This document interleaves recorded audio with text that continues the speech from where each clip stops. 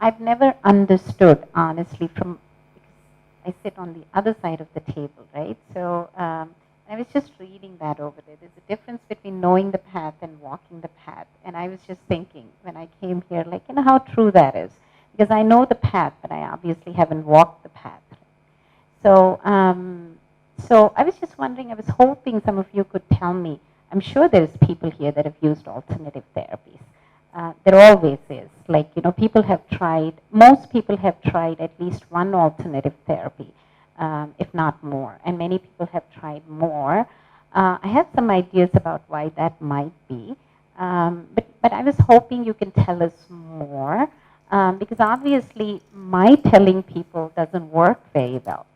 So I was just hoping that we could change our practices. As providers, as doctors, maybe we could, maybe Naidisha could spread information about, how doctors can spread information so that it's more accessible to people and people are more accepting of it. Parents are more accepting of it. So I'll start by telling what I think, and I could be wrong. I have some ideas.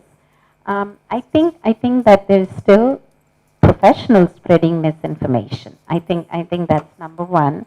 So when you have a little baby and you go to whoever you go to, because you don't know who you have to go to, you just go to whoever, and they tell you whatever, and you probably take it as gospel and you do what they tell you to do, right? So that's probably where it starts. But then it probably morphs into, well, this is wrong. I mean, you've done some research. You've talked to other people. It's wrong. But I think maybe it's the sense of hopelessness. You don't know what to do, what else to do. I don't know what it is. So maybe that drives you into trying things because you see that, and I'm the first one to admit this, the mainstream therapies, the things that we say work, they don't always work. They don't work for everybody, and I'm the first one to admit that. I mean, we say 40 hours of ABA every week, intensive. Yeah, I've seen people that have done that in the best of the places in the world, and it doesn't always work. Some children continue to be nonverbal in spite of the best possible therapies in the entire world. So then maybe some people get hopeless. Maybe they want to try other things and see if, who knows, right? I don't know how many people don't speak Telugu here. Like, price Shodha, right? Maybe that's what is going on. So, but I'd like to hear from you why you're trying these things, why you continue to do these things in spite of information otherwise. And I think it's important for us to talk about this because some of these therapies are harmful. Not every therapy is harmful. Sometimes people come to me and ask about homeopathy. I've never seen homeopathy work for anybody. But I tell them, you want to try it, you can try it, because I've never seen anybody hurt by it either. So yeah, I mean, financially you lose your money and it's probably not going to work. I've never seen it work. Let's talk about GFCF diet. A lot of people, more than 50% of people in this group have tried GFCF diet, right?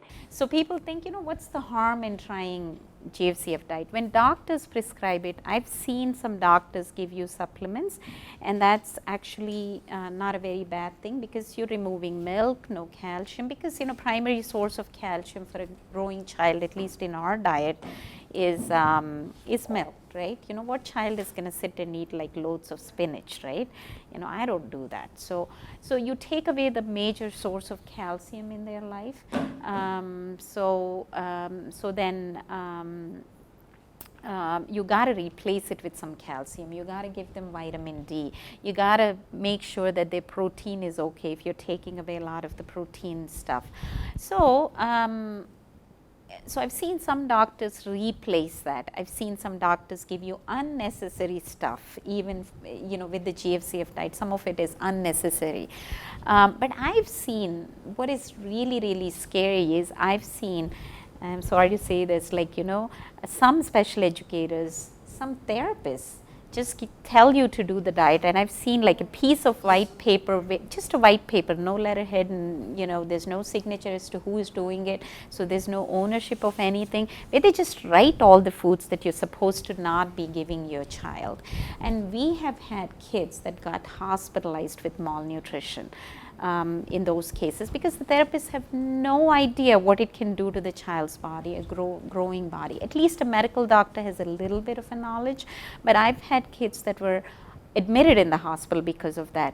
And almost always when I see a child that has been on GFCF diet, almost always, I'm not saying always, but almost always, unless the parents are very cognizant and they're trying to replace the food groups with other things, right?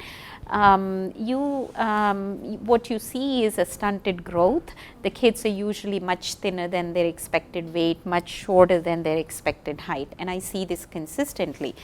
And the other thing that people don't think about is, if you're doing GFCF diet, right, we don't have a lot of GFCF diet friendly products in India yet. We do, they're very expensive, but it's not like, for example, the US, where you just get it in a grocery store all over the place.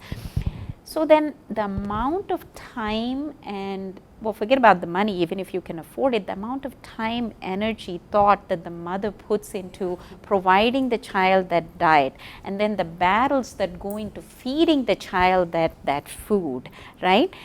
Now, if you're getting something out of it, if you're really getting something out of it, if your child starts speaking because of that, then go for it. It's totally worth it, right? Because every treatment has side effects.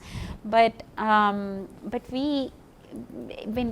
I see people doing it for 2 years, 3 years, 4 years, and still there is not much of an improvement.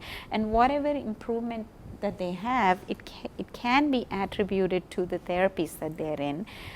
So then why do you spend all of this time and energy and the battles with the child? You go to the school and the child sees like a piece of cake in somebody's hand, the child is running to snatch that cake. You get into these battles with the child.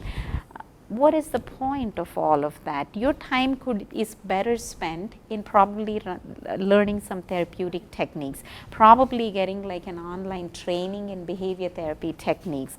Now, I'm not going to say that we have great trainers here in Hyderabad. Some online maybe. Maybe invest in some courses in ABA. There's colleges that provide it online. Maybe you don't have to be an ABA therapist, but you could invest time and energy and money in that, and you could try those at home. At least we know they work. At least we know that there is a possibility of them being useful. Whereas GFCF diet, we know repeatedly that it's not useful. And when I say that it's not useful for improving the child's communication skills, it's not useful for improving the child's speech, it's not useful to improve the child's core problems with autism. When we say problems with autism, there is a lot of associated problems, but the core problems are social and communication. Those don't get better. A lot of children with autism have gastrointestinal problems, stomach issues. Those might get better with GFCF diet.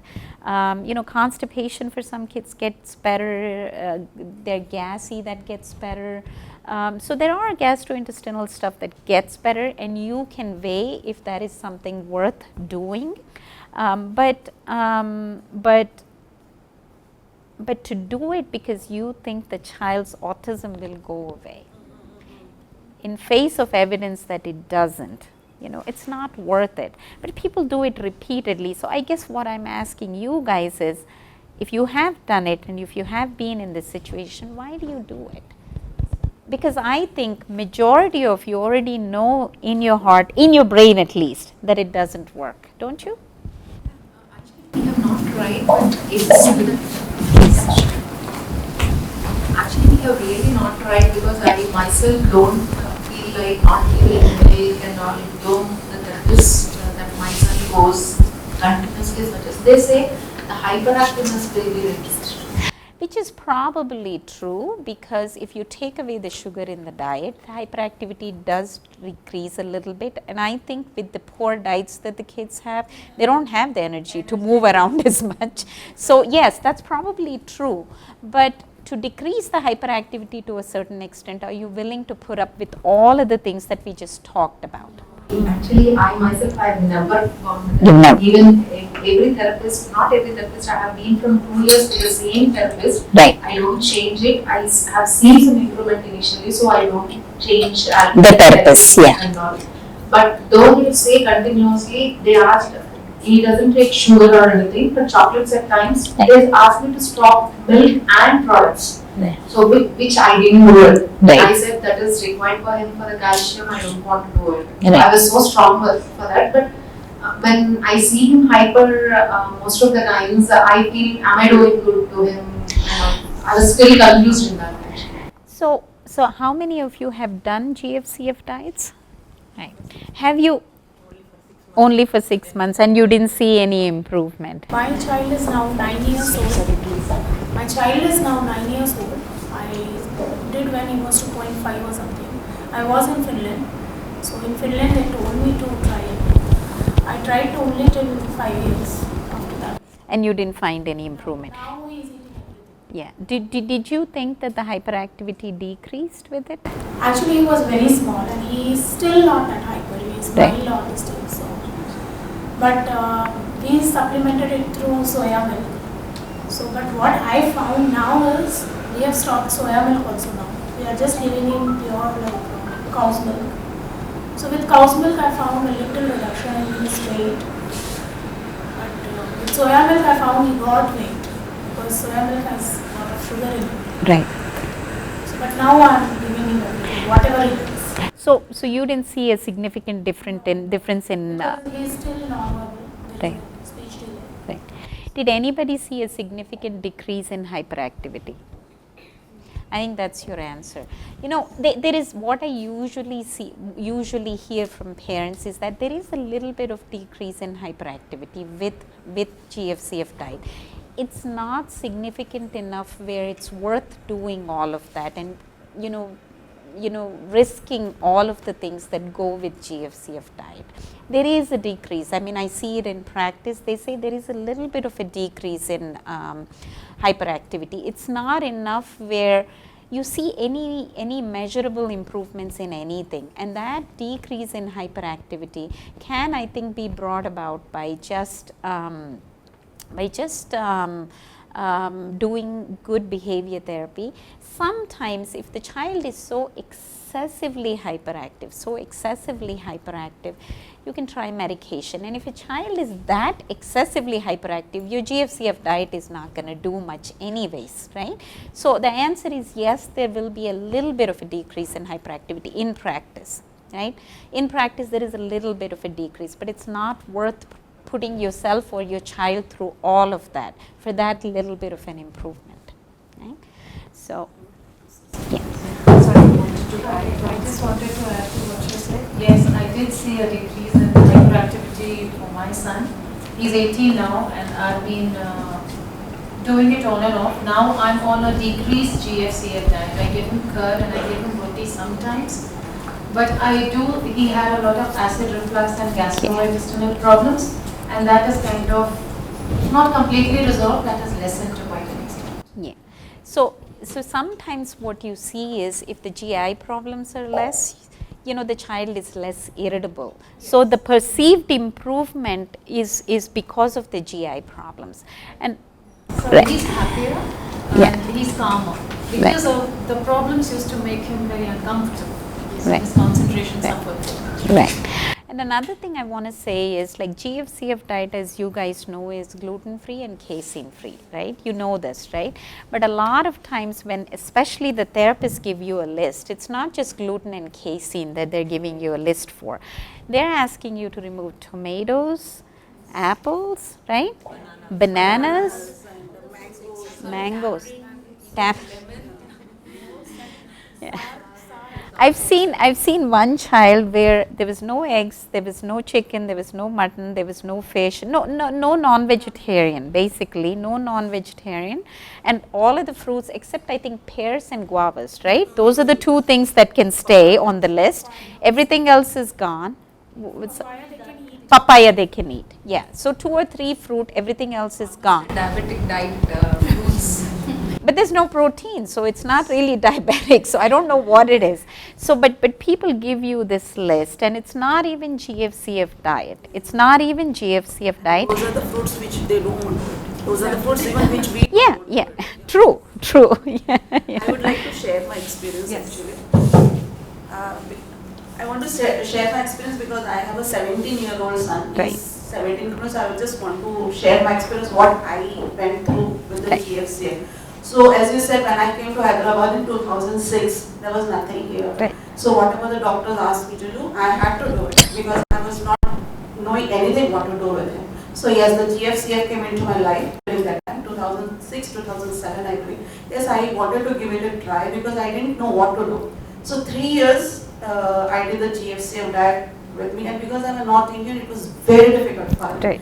And during that time, I don't know what I gained with him, but yes, I lost many things with him. I lost his trust. I lost the socialization with him. I used to not take him to the birthday parties. Initially, my friends used to call us for the birthday parties. Because we did not go, they stopped inviting us for the birthday parties also. Okay. So he lost socialization. I used to not take him to the malls. I was not taking him to the cinema hall. So the 3 years, I lost everything with him, and he lost trust on me. Basically, that was the main thing, which I regret so much till now. That why did I lose the trust? Because he had always that Mama is doing something, she's not giving it to me. So this was one main thing which I lost with him. So young parents, whenever you're doing the GFCF, just see the other side also, like what you're losing, what you're gaining. Gaining, I don't know what I gained with him, whether he was calmer or what, I don't know, because simultaneously many things were going, like the therapies and everything was going on with him also during that time. And also I did the biomed and everything also. I don't know what happened, but these were the crucial years in his life in which he did not eat ice creams, he did not eat chocolate. And now I feel that why I did all that, why I didn't give him all that, Those were his years when he wanted them the most. And because he was non-verbal, he could not say to me that I wanted to this. And that, I think because of the communication problem between him and me, those tantrums. And then we say they are throwing tantrums. Why are they throwing tantrums? That is one kind of communication which they are telling us. Right. Right. So the young parents, I just want to say, if you're doing GFCF diet, do it. Do the proper analysis, get the test done, and you can do it. But also see it for 6 months or something, and then if you're gaining, please continue, but also see the other sides of it. Please don't lose life on GFCF diet. That is very important with the child. And the other thing I've seen is, that not all providers, but I think some providers, they blame parents when the child doesn't get better. They say, you're not following the diet, which is why your child is not getting better. It's not your fault. GFCF diet has no evidence that it's going to improve the core symptoms of autism. It's not your fault if somebody tells you this. Do not believe it. It's their fault. They don't know what they're doing, or they don't know what they should be doing. And sometimes it's nobody's fault. It might be the best of the therapists, and sometimes it just doesn't work, right? So it is not your fault. And I see this being ingrained into parents, parents of very young children, that it's your fault. You gave him milk. You gave him little bit of curd, and people come to me and say, I gave him some milk yesterday. Do you think that's going to? No. Yeah. Yeah. Like it's because of that, right? Like no. So please spread the word around. I think us telling the parents is different than you telling each other. So you have these WhatsApp groups, support each other and spread the word around. It's not their fault, If a therapist or somebody tells you to do GFCF diet, you can do it, like you said, or you cannot do it. And just because you're choosing not to do it doesn't mean you're ruining your child's life and it's your fault and you're the villain. It's not. Add something here. Yeah. I have a 5-year-old son who has the issues related to spectrum. And I'm one of those cases where one of the counselor from the school repeatedly asked me to go on this GFCF gluten-free diet. Yeah. And I was new to it. Obviously I used to mull over it, and it felt tedious to me. And I was already learning about it online and trying to do things myself at home and all that. It felt like a lot of energy that would go in there.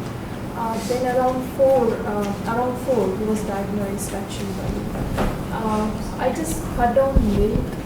That's because the elders in my family asked me to, why don't you reduce the milk, maybe it will help you eat better.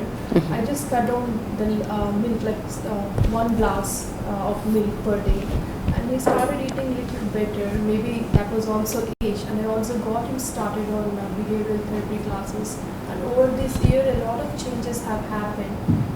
But I wouldn't really attribute that to that even reduction of milk. The milk, yeah. It was the therapy Right. that was happening there at home, Right. and also probably the other factors.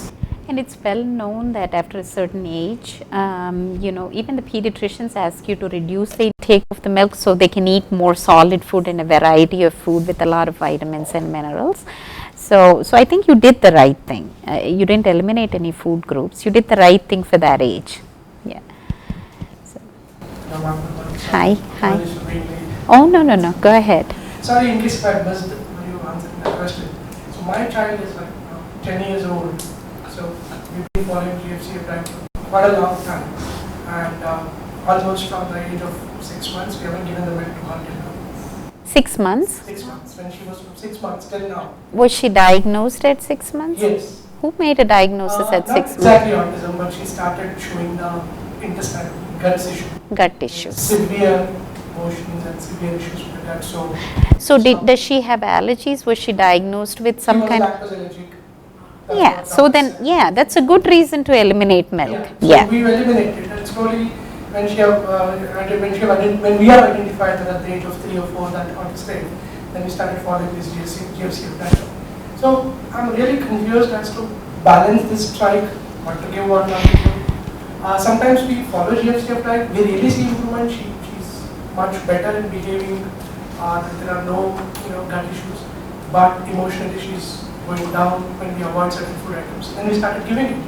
Then we see the other case that she started developing gut issues. Literally, one day an ice cream, next day she's all like 3 days is gone, 4 days is gone. So how do we strike this balance? So here's the thing. I think there are two separate issues here.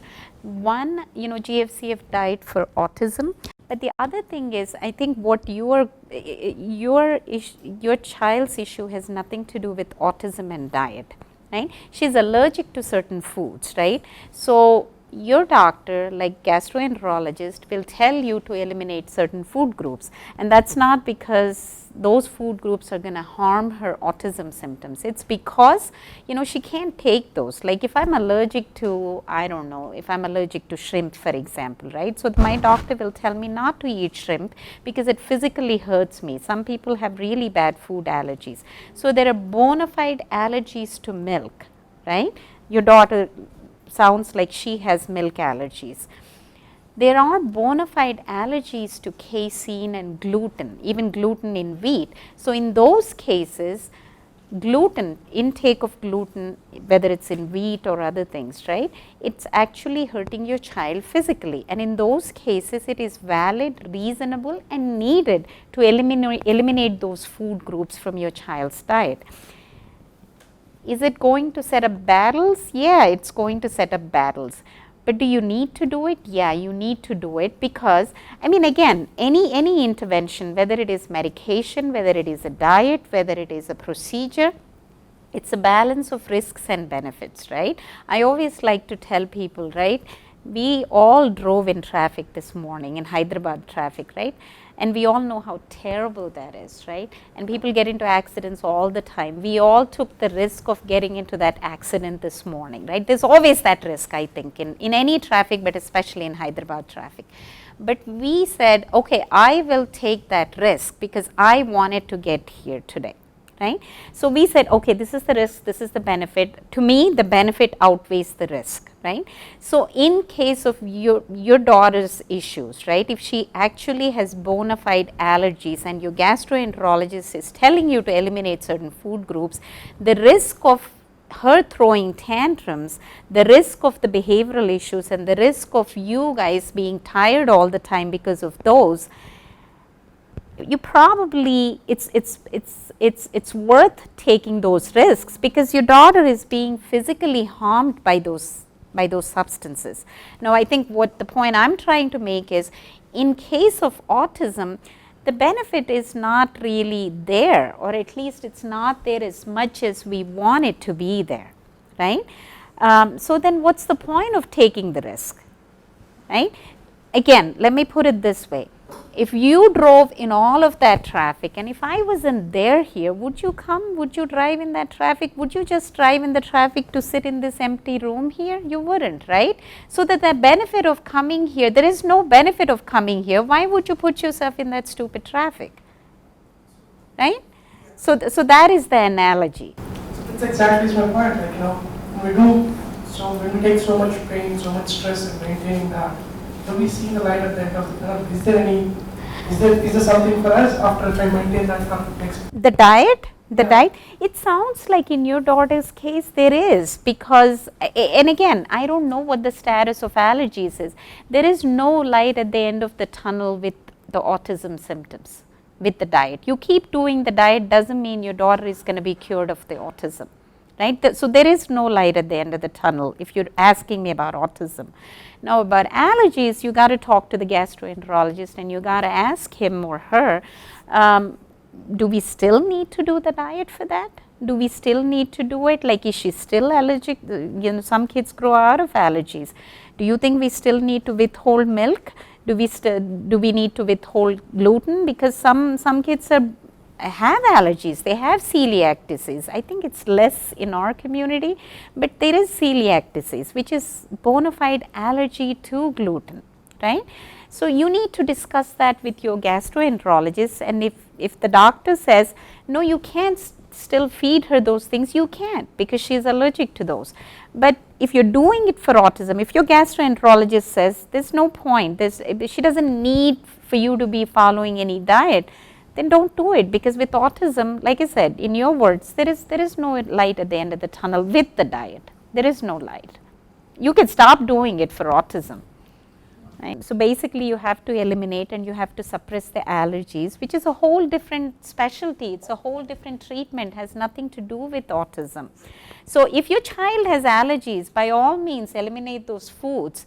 For autism, there is no need to eliminate any foods. Any other alternate answer except that?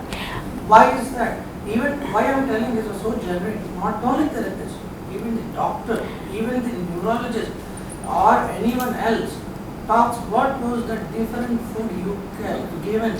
So why I am asking is, why is that planted in them so hard that as a parents we are realizing it. But we don't have any other go, because we go to them and they psychologically make us think again. That what? And that's like what. Example is, he was liking mango. I give only one fruit of mango. He ate it for 5 days. It was good. On the 6th day, he had one mango maybe, and then he says, "Oh, you started mango." So this is what I was talking about. Like, shaming the parents, blaming the parents. It is not the right thing to do, and I'll tell you why. See, we don't know as providers, science doesn't know why children's behavior goes up and down. We don't know. We are stupid. Science is stupid at this point. We don't know what causes most of autism. We don't know why autism is increasing. Honestly, we don't know how to treat it other than train them. We know that. But beyond that, we don't know how to give them anything biological. We don't know how to do anything. I'm the first one to admit it. Right? So, I'll tell you why people do that. I'll tell you why I think people do that. You come to me, right? I'm supposed to be the all-powerful doctor. At least in medical school, most people unknowingly, unconsciously are trained. I don't know why therapists do it. I don't know if they're trained the same way. I don't get it. But like doctors are trained to be the all-powerful, the magic cure guy, right? We are the healers. We are supposed to be the healers. You come to us with a problem. I'm supposed to help you. I'm supposed to help your child. I'm supposed to be the God, right? And that is really the mindset, at least in India, most doctors. Unknowingly, everybody is indoctrinated into it. So you come to me with a problem. I need to have an answer. When you come to me with autism, I don't have an answer. I don't know anything about this. I don't know how to help you or your child. I mean, I know a little bit, but I really don't know how to help you. So then that makes me feel impotent. It does, right? Then it puts me in a position where I have to tell you, I don't know, I'm sorry, I don't know. And I'm not trained to tell you that. People don't know how to tell their patients, I don't know, I'm not God. We are not at a place where we know about this. I'm sorry, I can't help you or your child. So what do? I help my own feelings, right? So then I blame it on you. So if I blame it on you, then it's not my problem, right? It's your problem. You gave the mango, you gave the chocolate, you gave the ice cream. It's your problem. It's not my problem. Now people are not doing it on purpose. Trust me. Most of these people are well-meaning. They want to help you, but people don't introspect. People are not trained well. I think this is the reason why this happens. I don't know how to go and change it in every provider. Many providers don't even want to think about it. Like the providers that know the science and know that these alternative therapies, many alternative therapies don't work, they like to think that, they can lecture you about the alternative therapies and you'll stop using it. I thought that for a little bit too. So I'm guilty as well. So they like to think that. And when you don't do what you are asking them to do, they get angry. They get angry because you're the patient. You're supposed to do what I'm asking you to do. You're not supposed to question me, right? So these are the dynamics. This is why people do it. Your only protection is you need to be informed and you need to support each other as a community, I think. You need to support the new parents. You need to support parents with newly diagnosed children. I mean, think of it, when I have a 2-year-old, the parents are what, like 25, 25, 26, 20, I mean at the most 30, they're young, they don't have a lot of life experience. They are scared. This is their firstborn, their secondborn, this is their baby. In many families, it's the first baby. It's the very first baby that comes into the family on both sides. So there is a lot of expectations. And there is a lot of blame game going on the mother, especially on the mother. You didn't talk to the child, that's why. You gave the phone, that's why. You guys both work long hours, that's why. Now, we don't know, honestly, we still don't know how much all of this contributes to autism. We don't know. What I have seen in my experience is cell phone is not good. I mean, whether your child has autism or not, it's not good. That I know. I don't know if cell phones are causing autism. We just don't know anything at this point. But there is a lot of blaming of the parents, especially the mother. So then they come to you, right, at this point. They're scared to death. I mean, think of yourself when your child was first diagnosed, when you were young, especially if this was your first child, right? You're scared to death. Nobody is telling you anything because nobody knows anything. And you ask them, is my child going to get better? Point blank. Okay, I'll do whatever you ask me to do, right? Will he get better? Will she get better? And the doctor says, then it scares you even more, right? So this is where parents are when their child is first diagnosed, right? So I don't think the people on this side of the table, us, we are in a position to help you very much. I think you got to help yourselves as a community. If you're an experienced parent, right, you got to take others under your wing. I think that's the only way, at least in Hyderabad. I don't pretend to know anything about other cities or other towns. That way, the experienced parent can just keep quiet because they are not certified to say on this subject. These are very sensitive subjects to say. So I think, the awareness, what you are a person who is certified to say. So I think people like you have to come up more. I mean, not only you, other professionals, other they people have to come up more and they have to engage with the parents more. Experienced parents, yes, they can share their experience, but we are not certified to say anything about it. I just shared my experience today. I might be wrong for some parents, I might be right for some parents, but I'm not satisfied to say anything on the groups or anything, something like that. Certainly, Deepa, as experienced parents, we can only talk about our own experiences. We cannot be. No, I They don't have the think, authority I to don't, make I guides don't like think, that. well, I don't think you should be an authority. That's not what I'm saying. But I think the more you you share your experiences, which I understand that in itself it can be traumatic, you know, to be sharing your experiences, because I see a lot of parents sharing their experience that GFCF diet worked, and not enough parents sharing their experience that it didn't work. And this is what happened to us. You know, I don't, again, I could be wrong, maybe I only see them selectively, but you know, I think the parents who have been in your position tend to stay quiet. I think the parents who have been using NEMCheck protocol are very outspoken. You know, I'm using olive oil. There's nothing wrong with cold pressed oil, Sandy. I'm not saying it's a bad thing. If you can do it, if you have resources, if you have financial resources, you have 10 drivers at home who can go get it from, I don't know, some village somewhere from Aganga, you go get it. I don't have a problem with it. There's nothing wrong with that. But if you are somebody who doesn't have a lot of help at home, and you are taking your child with autism and are going around to see where you people can get this, and you're paying a fortune to get this oil, I don't think it's worth it. Don't go around, you know, spending a lot of time, money, energy, emotion, you know, all of that on those things. It's, the effect is not enough for you to be doing all of those things. Well, everybody should be making their own decisions, and that's fine, that's absolutely fine. But if there is more parents talking about it, I think that it will help the younger parents. I think you had a question, sir.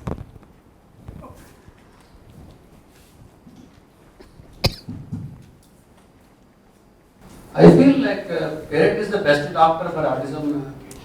I To make would them agree happy, with right? that. Ultimately, like if you're spending more time in getting GFC diets or other protocols, you should enjoy. Like, if he's not enjoying, then he's There's no losing. point. If Yeah. he's not going for a birthday party, how will you get socialized? Right. In my case, it's mandatory because I have 3 kids, like Right. 2 twins, and the other 2 are normal Right. kids. So if I'm sharing chocolates to 2 of them, if I'm not giving to this kid, it will be like Right. it will be bad, right? And sometimes what I feel like when we go to doctor, any doctor, like we'll be waiting for 1-2 hours, right? No. And after that, definitely when we take him inside the room, he'll be is behaving differently. Even normal kids will behave differently than Yes. doctor. So doctor sees only that 3-4 minutes and he will feel like he's hyper and other stuff. But when we see him inside our house, he's normal actually. Right. At the behavioral level, because we spend more time with him. I think my suggestion will be like spend more time and make them happy actually. Right. Thank you. Can I add? Yeah. See, what happened with my son is he's having Asperger's, and he's 13 years now, and he was diagnosed when he was 2.5, and of course we went for different kind of therapies.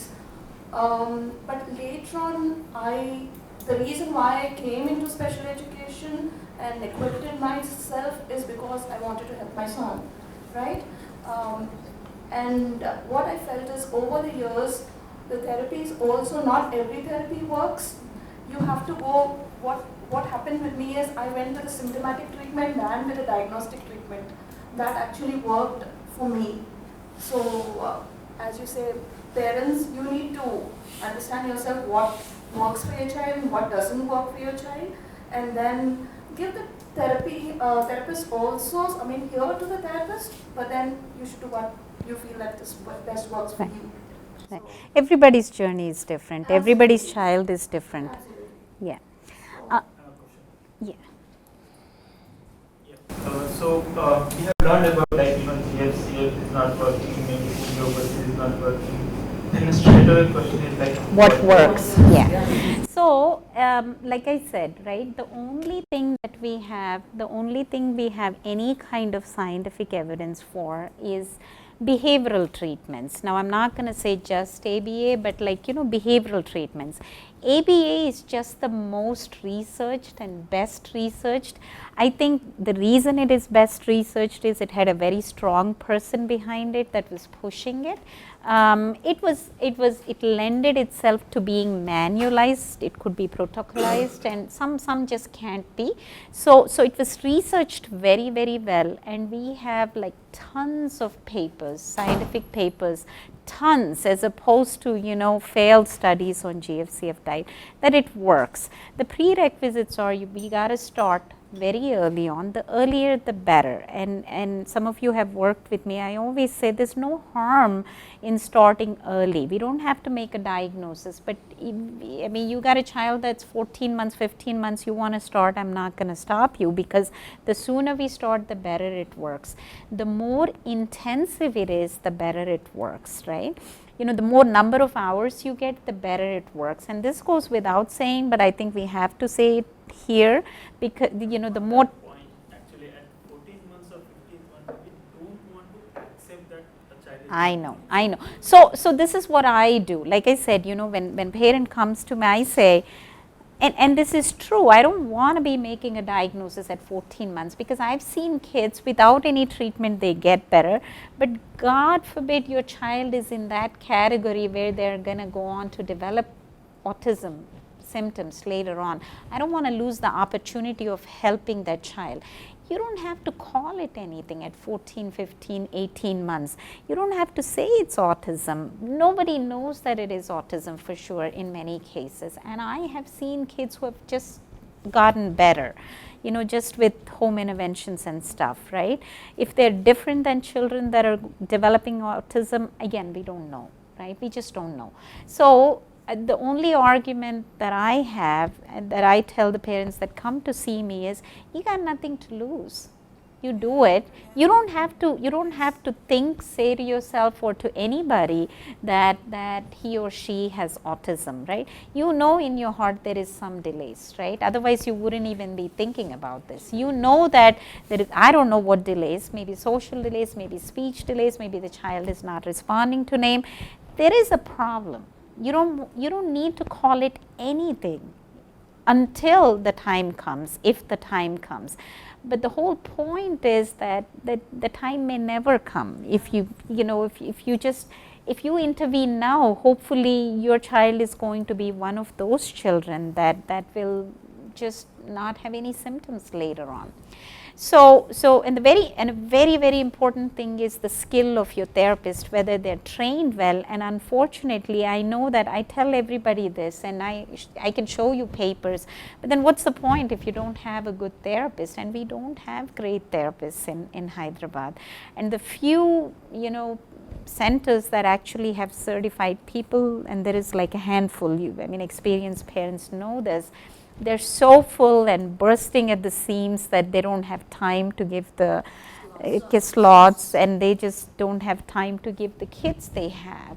So this is a practical problem. I was just telling Ambika today that this whole approach of 40 hours a week intensive treatment not going to work in our setting. I don't know what to do. Somebody needs to come up with some kind of manualized home-based treatment where you just train the parent. They can go home and do whatever little they can do. And a lot of it is going to depend on the motivation and intelligence of the parent, but so be it. I don't think with the numbers we have here in Hyderabad, I don't think if we could train 100 more therapists, it's still not going to be enough, right? So yes, I feel the pain because I'm in the front lines and I have to tell you every day where to go, and I'm at a loss. I don't know where to tell you to go. So I get that there is practical problems, but that is what seems to be working. The earlier you get to the child, the better it is. The more intensive, the better it is. The better the skill of the therapist, the better it is. The more involved the parent is, and I tell parents all the time, these are all things that have not been studied, but it's just my experience that the more involved you are, the better it is for the child. Because I've seen parents, I mean, maybe you don't know what to do at home, but if you're an involved parent, if you're an intelligent parent, if you're looking at this and thinking about this constantly, which most of the parents are, then you can tell, I mean, this therapist is stupid. You can tell after a little while, and then you switch the therapist, and you may go to another stupid therapist, and then you're like, I'm going to somebody else. And I've seen this happen, and they get to a reasonable therapist, and they beat it out of the therapist to get the right kind of treatment for their child. I've seen this happen repeatedly. The personality, the perseverance, and the strength of the parent matters. Not that you have the skill, but the perseverance of the parents matters. In our system, it's not like the US where you take them to an ABA therapist and they'll do what's supposed to be done, and they'll tell you what needs to be done at home, and you do it. That's about it. You just need to be more persistent in our system, and even if you are persistent, sometimes you don't get a good provider. And I see these stories every single day, but that's what needs to happen. That's what works, and sadly, that doesn't work for everybody. So let's say you have the best center in the world, and you have the best therapist, and you give them the best hours. Some kids continue to be nonverbal. There are kids like that with the best of the treatments at the earliest of the age, they just don't get better. We don't know why. We don't know if this is a subset of the kids. We just don't know. The real story is majority of the kids get better to a certain point, to a certain extent. I mean, almost everybody gets better with a good behavioral treatment program. Well, some get better to a point where there is no severe tantrums, and that's about it. And some go on to be completely verbal, and some children are mainstreamed in school, although they continue to have subtle social problems. And only professionals and parents who see them every day know that they have subtle social problems, but they continue to have those problems. Right. At least with the early interventions and the therapies, at least the child, if not cure or improve, whatever, at least they climb the ladder. Yes. At least they climb, that is for sure that they climb the ladder. Everybody gets better. Yes. But everybody with intervention and with the help of therapies and home-based about the parents, whatever they give the inputs, at least the child climbs the ladder. Not here, but at least from here to here, that is 100% what you get. Yes. I have one question. My child is non-verbal. He's 9-year-old now. We are giving him speech therapy and one-on-one behavior therapy. So, is it possible because of his speech, as he goes into teenage, he might become hyper? He is mildly autistic, but he is non-verbal. He understands everything. Cognition is very good. The only thing is he is not able to speak. It's not able to. He doesn't want to. Right. I feel so. He's not able to because there are some articulation problem also. So we are working on that. So my question is like, is it with over the years because of his speech delay, or if he is not able to speak, for example, will it go to his behaviors? It can. I mean, it can happen at any age. Usually what happens is when a child is younger and when there is no established way for the child to communicate. As a child gets older, especially if the child has been in therapies, what happens is usually the family establishes some ways to communicate, even if the child is non-verbal. I mean, you kind of know what the child is trying to say in different ways. Actually, in Finland we have worked with PECs, yeah. So if there is... Again started using PECs for him because he's pointing, and now he's pointing and saying also.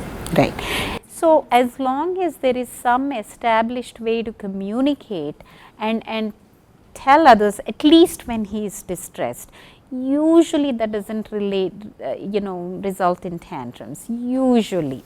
Now again, there's probably complicated things that he wants to say and he's unable to communicate it, then you could have tantrums. That could happen at any age.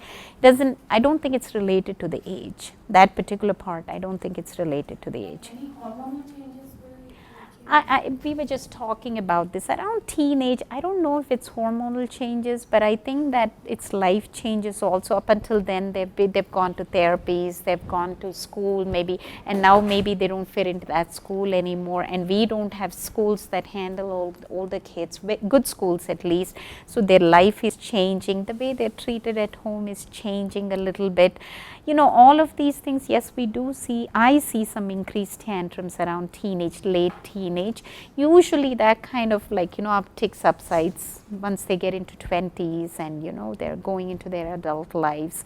You know, some kids are just aggressive when they're little, when they're teenagers, when they're older. We don't know if it's hormones, but yes, around that age there is an uptick. You know, not everybody gets aggressive though. Yeah, like I'm hoping he won't be, because otherwise Right. he is a very happy-go-lucky child. Right. Right. He'll be very calm and. Well, I hope he continues to be that way. So actually, few days back I visited Ahmedabad. That's my hometown. So actually, I'm pursuing BA in special education. I'm in my 4th semester, so I had to do some work like there. So I visited a special school there. So I have talked with one doctor there. So he was saying that sometimes the behaviors are so aggressive. To make them learn something, they have to give medication. Well, that is yes, that happens sometimes. That absolutely happens. Some kids are so excessively hyperactive, so excessively aggressive that symptomatically we need to calm it down, and we can use medication. It's not needed for everybody, but for some kids. You see, and we were just talking about this too. Absolutely. Again, any decision about any treatment is you evaluate the risks and you evaluate the benefits. If the risks are worth it for you, not for the doctor, right? If the risks are worth it for you, you make the decision. You know, you decide whether your child should have this treatment. I don't make those decisions. My job is to tell you what the risks are and what the benefits are, right? You bring your son with appendicitis.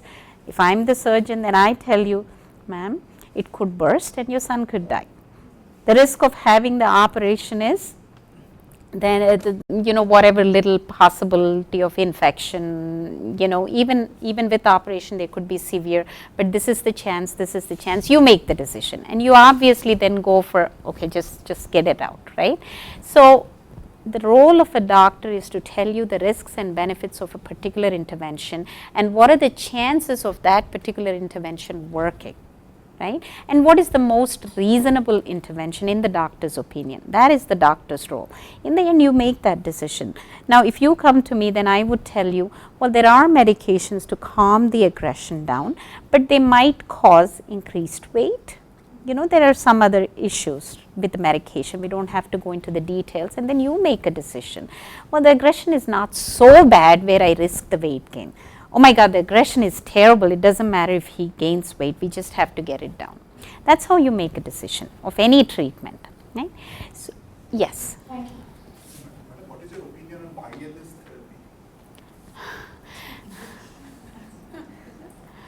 therapy? I think everything we talked about with GFCF diet goes for that too. The only thing is, well, I think the risk there is, I don't think it hurts your child very much, but there isn't much benefit with it. I know there is purported benefits, but there isn't much benefit that we know of that is proven. Now, whether you want to be driving in the traffic, taking your child there, paying all of that good money, spending all of that time, making your child sit, that's entirely up to you. I don't think it's going to hurt your child in any physical way or in any emotional way. But whether you want to be doing all of those things, spending that time and money in that particular intervention, or do you want to put it somewhere else, is something you have to decide. I don't know of any purported benefit. The therapist will tell you that, you know, we've seen wonders. And well, I'm going to ask you the simple question. Somebody tells you that this is wonders and people get cured, right? If somebody makes a claim like that, if there was one treatment that can cure autism, why would there be so many children with autism just in Hyderabad? Doesn't make any sense. If somebody was curing autism, abracadabra, abracadabra, abracadabra, wouldn't you all go there? You know, that makes no sense. If somebody is telling you everybody that comes to you is all cured, you know, done, don't trust them. It's just common sense, right? If somebody tells you, I've seen some kids get a little bit better, I don't know, we can try it and see how it goes, makes a little more sense than everybody gets better, you know, 100% gets better. You give me 10 lakhs and I'll make your child better. That, you know, that's just common sense. People are just trying to, you know, play off of your hopelessness, you know, your vulnerability, you know, it's just like, you know, I have a leaky toilet, the plumber comes and he tells me, you know, 2,000, you know, I'm like, you know, it's leaking, the water is just draining, so I got no other choice, I just give it to him. I don't know whether he can fix it or not. After giving the money, then I find out it's not fixed. It's the same thing.